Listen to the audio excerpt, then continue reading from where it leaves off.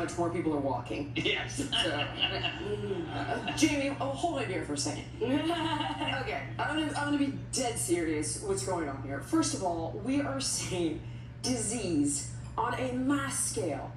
Autism, 1 in 30 kids. It used to be 1 in 100,000. 79% increase in early onset cancer diagnosis. Guys today at 30 years old have the testosterone level of a 50-year-old man 30 years ago. Autoimmune issues are going up. Teens have fatty liver disease. People are, honestly, obesity is at the highest rate it's ever been. It's all going up at skyrocketing rates all at the same time. This is a distraction. This is don't fall for it. Disease does not happen in a silo. Who do you blame? We need to blame somebody. Okay, I honestly blame I call it the catastrophic quartet. It is just a sinister convergence of economic incentive between big farming, big food, big pharma, and big insurance. And this is called structural violence. It is by design. And I was just with a group of MDs and health advocates at the Capitol just a few days ago, doing a hearing to the Senate about this issue. We need a systemic change because at the end of the day, no matter how much agency you take, no matter how much you go to the gym, no matter how much you get your broccoli, you're still not getting the metals out of your fish, the plastic out of your food, the toxins out of your air.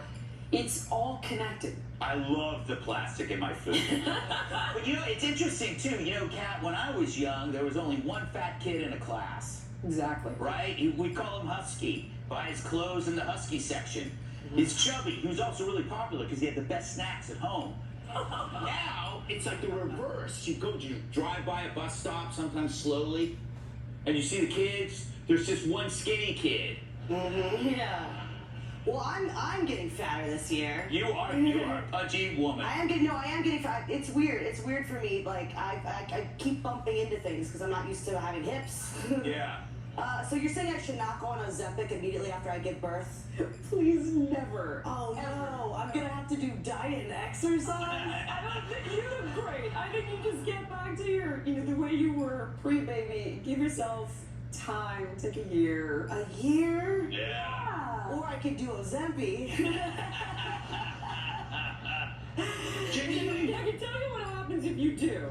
I don't think you'll like it. Well, do I get the face?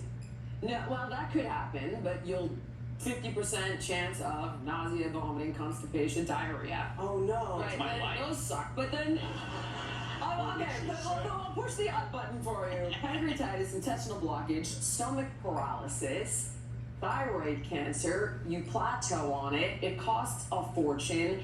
And 66% of the people that go on it get off of it in the first year, and that's from Prime Therapeutics, who's a pharmacy benefit manager for Blue Cross Blue Shield. This is a distraction. Do not take the bait. This stuff is poison. Jamie. Jamie, you used to exercise. What do you think? Yeah, and not to push back a little bit, Julian, but I feel like the nausea and diarrhea would help with the weight loss even further. So does methamphetamine and cigarettes. It doesn't make it good for you. That's a good point. I heard Chris Christie's competing in the Winter Olympics next year, and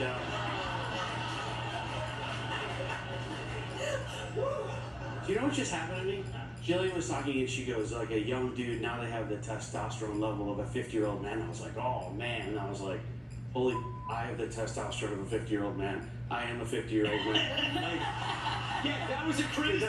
yeah, I was like, oh wait, that's me. But it is hard as you get older because, like, remember when you're younger and you're like in sports or something and you have a coach and the coach goes like, go run, catch the ball, and you're like, okay, and you stay in shape, and then like you get older and you're your own coach. Yeah. That's the problem. And you're like, hey, run over there, and you're like, hey, you, I don't know. True. Cyrus? RFK Jr., he said it best. I mean, the whole point of what we went through during the pandemic was the group that was it was all the diseases from the bad food. Like it's funny, if you go to France and you drink wine and bread, you don't gain weight. You do that here, you're 500 pounds on the run. Like it's just, they're profit over people. That's basically what it comes down to. And the only way you're going to lose weight is by burning more than you take in, and there's nothing else for it. Yeah. An Ozempic attacks your muscles, not your fat. So you're a skinny fat person who will have. It's true. You're spot on. Every turkey in America is like, what it is. How's it going? Because you have the same mix. All right, we gotta move on. Don't go away. We'll be right back.